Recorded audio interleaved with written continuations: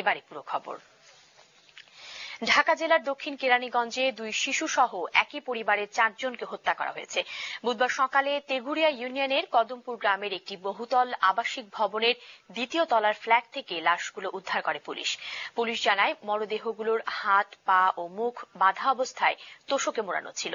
তামজিদ সুমনের রিপোর্ট, সাথে ছিলেন স্থানীয় প্রতিনিধি দেলোয়ার হোসেন। দক্ষিণ কেরানীগঞ্জের এই বাড়ি থেকে বুধবার সকালে উদ্ধার করা হয় 2 শিশু সহ একই পরিবারের 4 সদস্যের মৃতদেহ। তবে বাড়ির ভেতরে এমন নৃশংস ঘটনা ঘটলেও এর কিছুই টের পাননি ওই বাড়ির অন্য ফ্ল্যাটের বাসিন্দারা।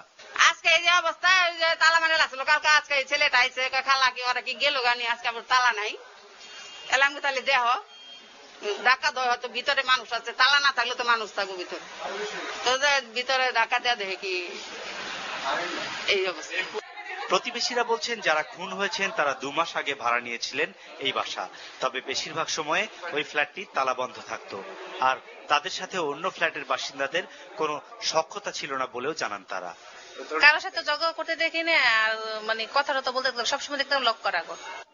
বাড়ির পরিচালক জানান, রফিক নামের এক যুবক তার খালা খালুর পরিচয়ে এই পরিবারকে নিয়ে আসে এই বাড়িতে।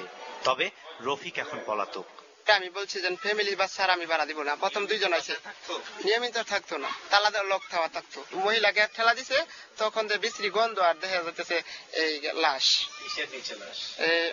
ইদিয়া, এই যে লেপ দিয়া ঢাকা। লাশের অবস্থা দেখে পুলিশ বলছে, হত্যার ঘটনা 2-1 দিন আগে ঘটানো হয়েছে। তাদের ধারণা, মিথ্যা পরিচয় দিয়ে বাসা ভাড়া নিয়ে পূর্ব পরিকল্পনা অনুযায়ী শ্বাসরোধ করে হত্যা করা হতে পারে তাদের।